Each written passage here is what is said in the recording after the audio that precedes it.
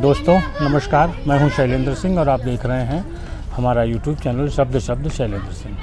आज हमारे साथ हैं गरिमा सिंह जी, जो सोशल एक्टिविस्ट हैं, पत्रकार हैं और बेबाक राय अपनी वो सोशल मीडिया पर सामाजिक मुद्दों पर रखती रहती हैं। आज हमने इनको विशेष तौर पर आमंत्रित किया कि जो दिल्ली का श्रद्धा वाकर कांड हुआ था, उस पर पूरे देश की लड़कियां, महिलाएं एक अलग तरीके की सोच रख रही हैं। क्या है इसके पीछे? रोज़ नए खुलासे हो रहे हैं जिनसे हमें पता चल रहा है कि वो घटना किस टाइप से हुई होगी। तो आज हम सबसे पहले जानेंगे गरिमा जी के विचार और फिर कुछ जो नए खुलासे हुए हैं उन पे चर्चा करेंगे। गरिमा जी, सबसे पहले आपका स्वागत है। पहले तो सर मैं आपका शुक्रिया अदा करूँगी कि आपने मुझे मौका दिया, और दूसरी बात सर मैं यहाँ पे ये कहना चाहती हूँ कि ये जो मुद्दा उठाया जा रहा है दिल्ली वाला, जो 6 माह पुराना है, उसमें एक कॉन्सेप्ट निकल के आता है कि 32 टुकड़े हुए थे। पहले तो हम ये जानना चाहते हैं कि क्या 32 टुकड़े पुलिस को या पत्रकार को मिले? किसी ने देखे? आप बताइए, किसी ने देखे? नहीं देखे ना। तो ये बेबुनियादी बातें क्यों उठाई जा रही हैं? फिर उस मुद्दे को आप जो है उठा रहे हैं हिंदू और मुस्लिम करके, लेकिन ये मुद्दा हिंदू मुस्लिम का नहीं है, सारी लड़कियों का है। हत्या हुई है, ठीक? आए दिन लड़कियों की हत्या, रेप, बलात्कार होते हैं। निर्भया कांड जो किसी से नहीं छुपा था, और निर्भया कांड में इंसाफ के लिए जो इतना जघन्य बड़ा कांड, शायद उस वक्त जब मैंने उसको जाना था तो मेरी भी रूह कांप गई थी निर्भया कांड को पढ़ने के बाद, क्योंकि इतना डीप में मैंने पढ़ा कि क्या क्या उसके साथ हुआ। उसको इंसाफ मिलते मिलते 6 साल हो गए। माँ बाप उसके परेशान, उन्होंने तो बेटी खोई, पहले इज्जत भी गई, फिर उस इज्जत को और नीलाम करते चले गए, ठीक? तो जो इंसाफ का ये जो रेशियो है ना, ये जो बहुत लंबा खींच दिया जाता है।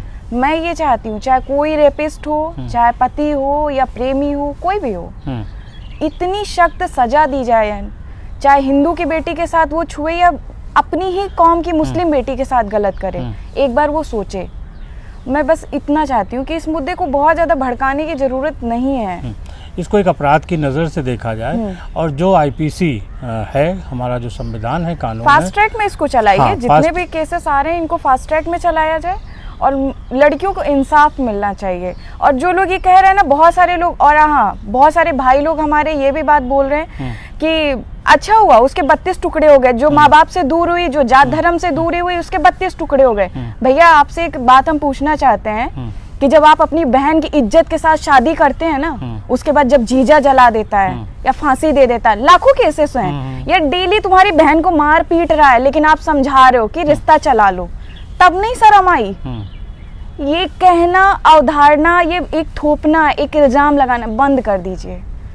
जितने भी, चाहे हिंदू हो या मुस्लिम हो, दोनों में ये जो पुरुष प्रधान चलता चला आ रहा है ना, कि महिला को दबा के रखना, मार पीट करना, ये गलत है। आप अपनी गलतियों को एक्सेप्ट करो।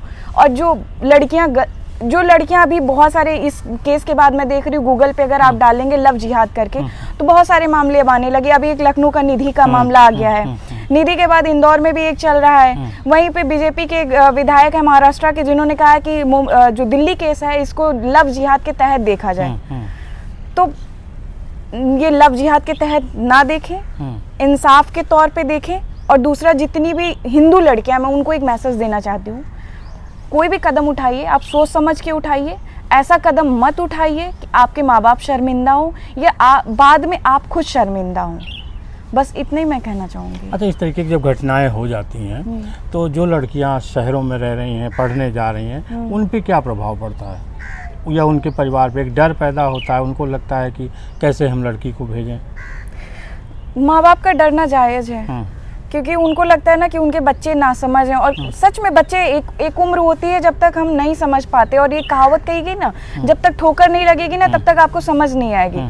तो ये हर एक इंसान की असल ज़िंदगी में ये हकीकत है। हमें कितना भी समझाया जाता है लेकिन हम नहीं समझ पाते। लेकिन ये जो ऐसे केसेस हो रहे हैं, उनसे एक सीख लेनी, एक समझ लेनी है हर एक लड़की को, कि कोई भी कदम आप उठाओ बस सोच समझ के उठाओ, उसको अपनी सुरक्षा का ख्याल खुद रखना। हाँ, और इसमें एक और केस आया कि जो श्रद्धा वाला है कि आपस में वो लोग ड्रिंक भी करते थे, जॉइंट भी पीते थे, ठीक है, बीच में इन लोगों की लड़ाइयाँ भी हुई, फिर पैचअप हुआ, लड़ाइयाँ हुई, पैचअप।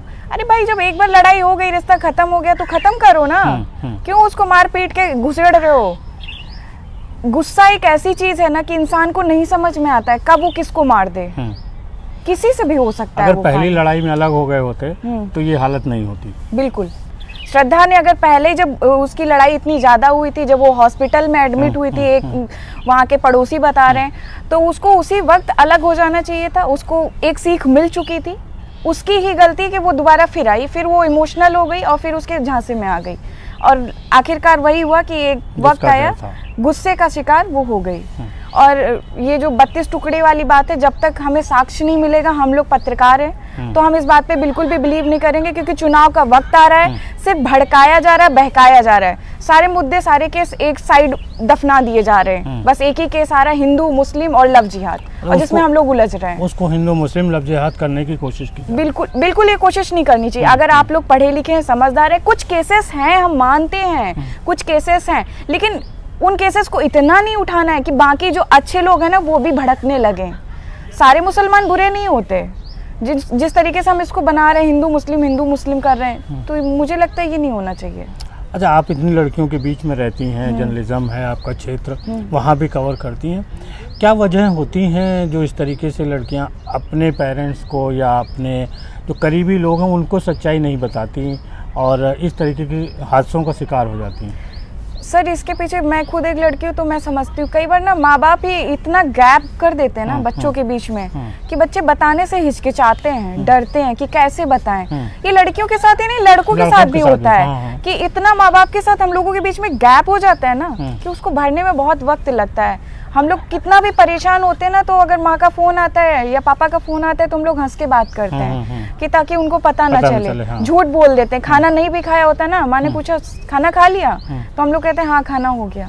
तो ये गैप है, हम लोग डरते हैं कि माँ बाप को ना बताएंगे तो वो परेशान हो जाएंगे। तो पेरेंट्स को और बच्चों को इस गैप को भरना चाहिए। बिल्कुल, पेरेंट्स, अब वो वक्त आ गया है कि माँ बाप कोशिश करें, खासकर माएँ कोशिश करें, अपनी बेटियों से बात करो, आप उनसे पूछो, खुल के पूछो। माँ बनना आसान है, लेकिन जब एक बच्चों के ना दोस्त बनना बहुत मुश्किल होता है, क्योंकि माँ बाप के अंदर एक स्ट्रिक्टनेस होती है, आप सख्त मिजाज के होते हैं, लेकिन जब दोस्त बनने की बात आती है ना, तब आपको खुलना पड़ता है। और इसी खुलने की वजह से बहुत माँ बाप पीछे अपने कदम उठा लेते हैं कि शायद कल मर्यादा ही खत्म हो जाए, है ना। लेकिन मर्यादा नहीं खत्म होती है, लेकिन अगर आप ये जो बीच में दायरा बनाते चले जा रहे हैं तो उसमें आपका कहीं बच्चा ना ऐसे उलझ के रह जाए। बहुत ज़रूरी है कि माँ बाप को समझना पड़ेगा। कुछ और चीज़ें जो आपने अपनी पत्रकारिता के जीवन में देखी हैं कि इस तरीके के केस होते हैं, थोड़े दिन चर्चा में रहते हैं, फिर लोग भूल जाते हैं, मीडिया भी भूल जाती है, पुलिस भी उसको एक तरीके से किसी भी तरीके से उसने हल करके और छोड़ देना है। बहुत सारे होते हैं कि जिनमें अदालत तक गया और मामला छूट गया। अभी उत्तराखंड का चावला लड़की का जो जो उसको पहाड़ियों से फेंका था, फिर वो इतने दिन चला और सुप्रीम कोर्ट ने उसके जो आरोपी थे उनको छोड़ दिया। तो इनका क्या प्रभाव पड़ता है? क्या जो अपराधी किस्म के लोग हैं उनमें डर नहीं बैठ रहा? यही तो वजह है, अपराध क्यों बढ़ रहा है। जो पैसे वाले हैं, अगर वो उत्तराखंड की अगर बात की जाए तो वो भी एक बहुत बड़े पॉलिटिशियन का बेटा था, ऐसे नहीं होटल चला रहा था, ठीक है। पैसे के दम पे वो लोग कुछ भी कर रहे हैं, पैसे के दम पे उन्होंने लड़की पे भी प्रेशर बनाया, पैसे के दम पे उसने लड़की को भी मजबूर किया गलत काम करने के लिए। लास्ट में जब लगा लड़की पोल खोल देगी तो उसको फेंक दिया, ठीक। डर क्यों नहीं होगा? क्योंकि उनको पता है कि उनके बाप विधायक हैं, सांसद हैं, मंत्री हैं, तो छुड़ा लेंगे। पुलिस कार्रवाई होगी नहीं। पुलिस कार्रवाई होती ही कहाँ है? पुलिस वाले भी डरते हैं कि कहीं उनकी नौकरी ना चली जाए, तो दिक्कतें ये बढ़ रही हैं। लेकिन हम सारे पुलिस वालों को भी नहीं कहेंगे, बहुत सारे पुलिस वाले हैं जिन्होंने बहुत ही अच्छे काम किए, अपनी नौकरी भी दांव पे लगा दी है, तो उनके लिए तो हम अक्सर सैल्यूट करेंगे। आपने जर्नलिज्म का कैरियर क्यों चुना और क्या आगे करना चाहती हैं? जर्नलिज्म का कैरियर मैंने इसलिए चुना कि मैं देखती हूँ कि बहुत सारे टॉपिक हैं जिन पे लोग बोल नहीं पाते हैं, या बोलना नहीं चाहते हैं, या काम नहीं करना। आज की पत्रकारिता की अगर हम बात करें, आप भी सर पत्रकार हैं, लखनऊ की पत्रकारिता देख रहे हैं, तो मैं एक आपसे ही सवाल करती हूँ एज अ पत्रकार होके, वैसे नहीं करना चाहिए कि अभी जो पत्रकारिता की दयनीय स्थिति क्या है, दयनीय स्थिति क्या है या बेहतर स्थिति क्या है, आप बताइए, क्योंकि आप बहुत सीनियर हैं हमारे सामने। देखिए उसके अलग अलग रीजन है, दयनीय तो नहीं कह सकते, मेरा अपना मानना है। क्योंकि पत्रकारिता में मान लीजिए प्रिंट का थोड़ा सा सर्कुलेशन घट रहा है, फिर चैनल आते हैं, फिर सोशल मीडिया आया, तो ये समय समय पे बदलता है। नहीं मीडिया हाउस को दिक्कतें होंगी, पत्रकारों को नहीं होगी, एक चीज़। दूसरा जो आपका सवाल था वो शायद मिशन को लेके था कि भाई पत्रकारिता पहले मिशन मानी जाती थी, आज वो मिशन नहीं रही, कमाई का जरिया हो गई। बहुत लोग ये सोचते हैं कि पत्रकारिता में आ जाएंगे, या बहुत लोग ये सोचते हैं कि पत्रकार हैं अच्छा खासा छाप रहे होंगे, तो भैया छापते नहीं है ऐसे बैठ के हम लोग गपशप कर लेते हैं, गुफ्तगू करते हैं, ठीक है, और छाप रहे होते तो हम लोग भी ऑडी से घूम रहे होते। देखिए है क्या ना कि 10% लोग हर क्षेत्र में ऐसे होते हैं जिनको देख के लोग कहते नहीं यार इसने बहुत किया होगा। जैसे राजनीति देख लीजिए, तो राजनीति में भ्रष्टाचार, ये पैसा कुछ 10% लोगों के पास है, बाकी लोग बहुत संघर्ष कर रहे हैं। पत्रकारिता में भी 10% लोगों के पास नहीं, ये तो यहाँ पे मैं टोकना चाहूंगी कि राजनीति में 10% शरीफ लोग हैं, बाकी है ना 90% सिर्फ अपनी जेबें भर रहे हैं। जब शुरुआत में मैदान में आते हैं ना, तो बड़ी बड़ी बातें देते हैं कि ये कर देंगे वो कर देंगे, इतने झूठे वादे कर देते हैं कि जनता परेशान है। जो अभी का वक्त है ना, हर कोई परेशान है तो ये तो गलत है। एक्चुअली गरिमा चुनाव में उनकी देखती रहती है तो उनको ज्यादा मैं जमीनी स्तर पे जाती हूँ, मैंने देखा है कि लोग कैसे परेशान होते हैं। वहाँ के छोड़िए, आप लखनऊ का ही देख लीजिए, क्या ये 7-8 सालों में विकास हुआ है, कितना डेवलप हुआ है। हम जहाँ बैठे हैं ये क्या रिवर फ्रंट है, अखिलेश यादव के द्वारा बनाया हुआ, लेकिन उसके बाद कोई पार्क नहीं बना, कोई रोड, कोई कुछ भी नहीं यहाँ पे बना है, जो लखनऊ की स्थिति है। उसके बाद तो राजनीति दूसरे दौर में है, राजनीति बस यही चल रही है, लव जिहाद, हिंदू मुस्लिम, बेटियां हमारी मर रही। बेटी एक उन्नाव का केस, जो इंसाफ के लिए उसने आग लगा ली खुद को, है ना। रोज तो ऐसे केसेस आप लोगों के सामने आते रहते हैं। कुछ और हॉबीज हैं, कुछ और क्या आगे फ्यूचर प्लान है? मेरी हॉबीज मतलब जैसे कि आप देखते होंगे मैं सोशल वर्क करती रहती हूँ, ट्रांसजेंडर के लिए मैं काफ़ी काम कर रही हूँ। पॉकेट मनी से जितना भी हो पाता है मैं उतना लगाती रहती हूँ, कुछ ना कुछ करती रहती हूँ। जैसे कि अभी मैंने किन्नर भोज कराया था, तो बस ये किन्नर भोज कराना और ट्रांसजेंडर के लिए काम करना मेरी बस एक छोटी सी कोशिश है कि लोगों की जो मानसिक सोच है वो थोड़ा परिवर्तित हो। अभी एक किस्सा मैं बताती हूँ कि अमृता सोनी, जिनको सभी लोग जानते हैं, भारत की पहली अगर देखा जाए नोडल अधिकारी अमृता सोनी बनी, लोक अदालत की मेंबर भी हैं वो, ठीक। वो जहाँ पे रह रही हैं उनको चाहिए काम वाली बाई। मैंने कई काम वाली बाई उनके घर भेजी, लेकिन काम वाली बाई ये देख के भाग आती हैं कि वो किन्नर हैं। तो उनका ये कहना था कि गरिमा बताओ हम लोग कहाँ जाएं, हम लोग किन्नर हैं ठीक है, लेकिन हम खा थोड़ी ना जाएंगे अगले इंसान को। तो यही सारी चीज़ें कि जो मानसिक सोच है, जो छोटी छोटी चीज़ें हैं जो लोग नहीं समझ रहे हैं, लोगों को समझना पड़ेगा। लोग घर नहीं देते किन्नरों को, बहुत सारी दिक्कतों का सामना करना पड़ता है जब किन्नर आते हैं। एक किन्नरों को घर नहीं जल्दी मिलता है, पत्रकार बता देंगे पत्रकारों को घर नहीं मिलेगा और वकील को घर नहीं मिलता है, ये हकीकत हम आपको बता रहे हैं। लोग सोचते हैं कब्जा कर लेंगे, ये तीनों लोगों से डरते हैं कि भाई ये लोग कब्जा कर लेंगे। बैंक लोन भी नहीं देता, बैंक लोन भी नहीं दे, किस बुनियाद पे बैंक लोन कोई स्थायी जरिया नहीं है इन लोगों का। आप देखिए गरिमा की उम्र देख रहे होंगे, अभी वो पढ़ना चाहती, बढ़ना चाहती आगे, और उनकी सोच देखिए कि किन्नरों को एक व्यवस्थित समाज में एक बराबरी का हक मिले, उसके लिए वो प्रयासरत हैं। अगर आज की लड़कियां जो यूथ हैं, जो इस उम्र में हैं और इस तरीके के मुद्दों पर अपनी सोच रखें, तो शायद वो खुद सुरक्षित होंगी, उनका अपना नाम होगा, उनके माता पिता, समाज, दोस्त भी प्राउड फील करेंगे। और एक मैसेज मैं जितने भी लड़के या लड़कियां उनको मैं देना चाहती हूँ, जो मेरा पर्सनल एक्सपीरियंस है। माँ बाप कितना भी गलत आपको लगे, वैसे माँ बाप कभी गलत नहीं होते। कई बार होता है कि आप जो चाह रहे हैं वो माँ बाप नहीं करते, क्योंकि उनकी स्थिति नहीं होती है।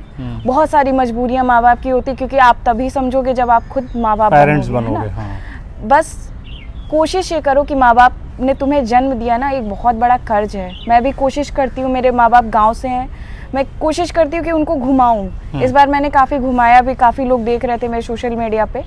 तो जब फर्स्ट टाइम अभी पापा को मैंने फ्लाइट पे बिठाया तो पापा का एक ड्रीम था कि मैं फ्लाइट पे बैठूं, मतलब एक होता है ना कि बाबा बोलते हैं अबे मरने से पहले ना एक बार फ्लाइट पे बैठ ले तो मतलब मजा आ जाए, देख ले कैसा होता है। तो जब पापा बैठे ना तो वो कह रहे हैं आखिरी इच्छा हमारी पूरी हो गई। फिर उसके बाद हम असम गए, असम से आगे प्लान नहीं था असम, फिर हमने कहा चलो मेघालय भी घुमाते हैं, शिलोंग में गए, चेरापूंजी गए। तो पापा ने एक बात बोली, ये सब टीवी में देखते थे, हमें कभी यकीन नहीं था कि हम यहाँ भी आएंगे घूमने, और काफ़ी इंजॉय किया। बोले असली जन्नत तो यही है, क्योंकि पहाड़ी एरिया एकदम पड़ जाता है चेरापूंजी, और उस टाइम बारिश और ठंड भी हो रही थी।